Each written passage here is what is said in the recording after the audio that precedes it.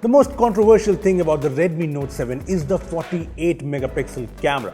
Some say it's fake, some say it's innovative, some say it's a gimmick, but nobody actually has the Redmi Note 7. Well, we have it here, so let's reveal the truth.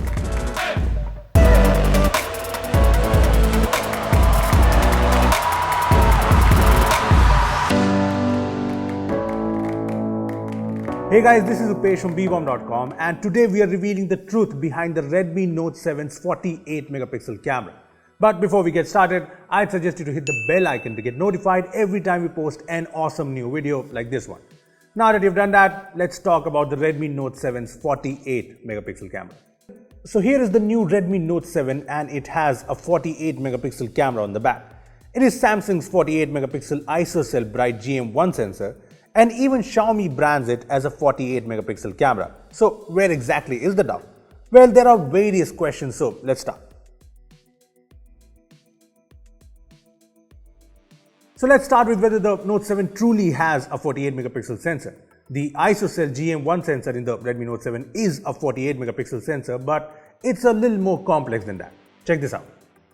This is how pixels are arranged on a camera sensor. Now the pixels themselves can't capture color, which is where a bare filter comes in.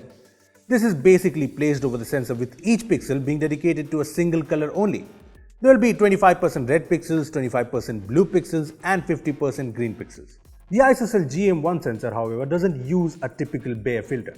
Samsung uses tetracell technology, which is very similar to pixel binning, and here's what it looks like. So instead of overlaying RGB on single pixels, the GM1 basically uses a single 2x2 array of pixels for capturing red light, another 2x2 array for capturing blue light, and two 2x2 arrays to capture green light. So the sensor does in fact have 48 million pixels, but since 4 pixels are technically combined to capture one color, the final output is an image of 48 divided by 4.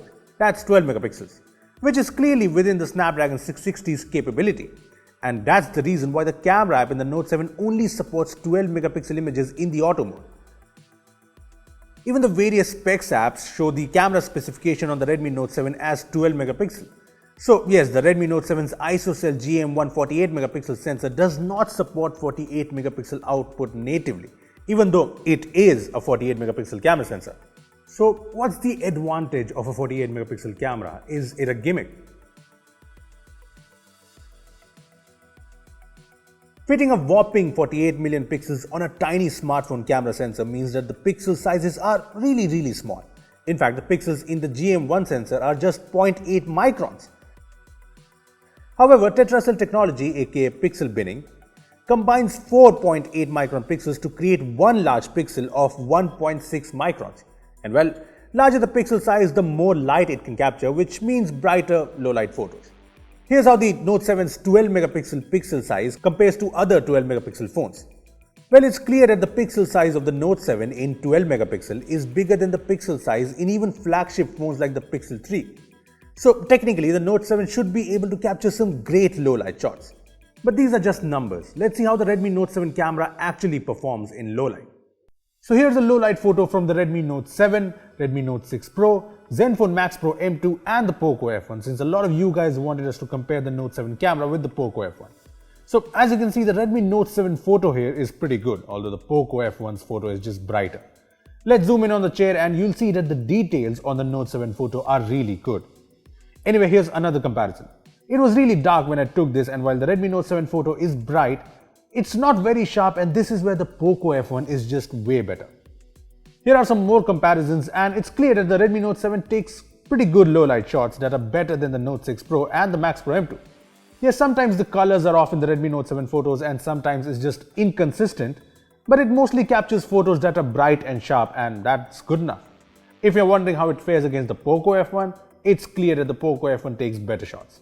Now let's compare it to the Pixel 3 to see if the 48 megapixel camera can match up to a high-end 12 megapixel camera. Here are a couple of comparison shots.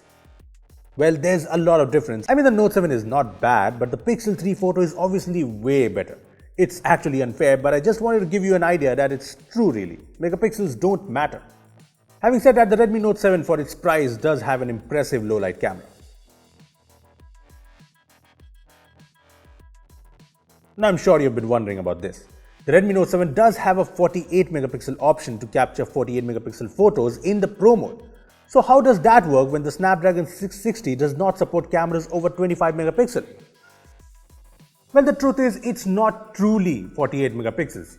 In fact, this mode just captures a bunch of 12 megapixel photos and interpolates them to create a 48 megapixel shot. Generally speaking, interpolation is just a software technique which is kind of like upscaling an image. So yes, the 48 megapixel mode in the Redmi Note 7 is just a software technique, and generally interpolation is known to ruin photos, but the Redmi Note 7 does a fairly good job of this since the Note 7's camera sensor actually has 48 million pixels, so the ISP has enough information to interpolate the image. Here are a few 48 megapixel shots from the Redmi Note 7 in good light, and you'll see that the photos are pretty good. But there's not a lot of difference here when compared to a 12 megapixel shot from the phone. Take a look at a 48 megapixel and 12 megapixel photo from the Redmi Note 7 side by side. There's almost no difference even when you zoom in. Here's another photo. And I know you can zoom in more in a 48 megapixel photo, but that's the only advantage I have found with it. If you're wondering what happens in low light, well, this happens. The small 0.8 micron pixel size in 48 megapixel results in some pretty dark photos. So yeah, I don't think I'll be using the 48 megapixel mode on the Note 7.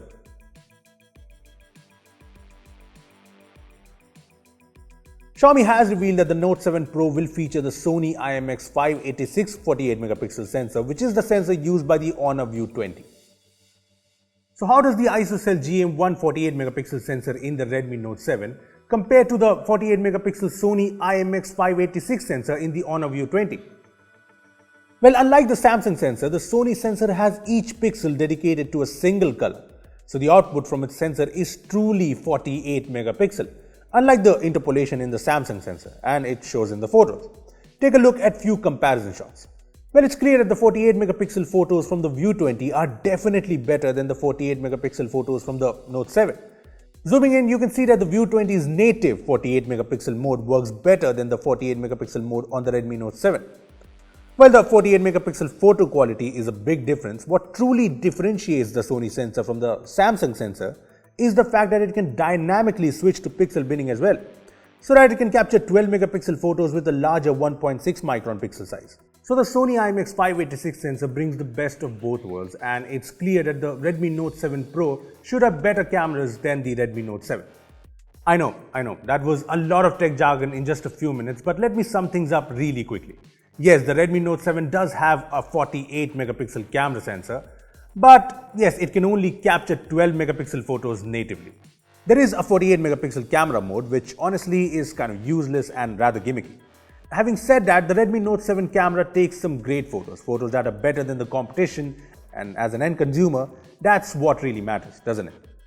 I mean, it's not perfect and the camera here cannot take on the high-end phones, but for a phone that should be priced at around 10,000 rupees, the 48 megapixel camera or whatever in the Redmi Note 7 is something I'll gladly accept. Well, it's time now to talk about our sponsors. This video has been sponsored by A-Power Mirror, which is a screen mirroring app for both Android and iOS that's compatible with both Windows and Mac OS. With A-Power Mirror, you can mirror your games, videos, documents and whatnot with ease. Plus, A-Power Mirror even lets you control your Android phone through your PC. You can take screenshots, record your screen, sync app data and do a lot more. Well, A-Power Mirror is available in a free version, so check it out from the link in the description normally. Well, that was everything about the Redmi Note 7's 48 megapixel camera, but if you still have any doubts, make sure to comment below and we'll make sure to reply. And yes, Xiaomi has announced that the Redmi Note 7 is coming to India very soon, so stay tuned for our full Redmi Note 7 review. Also, give this video a thumbs up if you enjoyed it and share it with your friends who have been confused about the Redmi Note 7's 48 megapixel camera. Lastly, subscribe to our channel for more amazing tech videos. Well, that's me signing off. Thanks for watching and I will see you in the next one.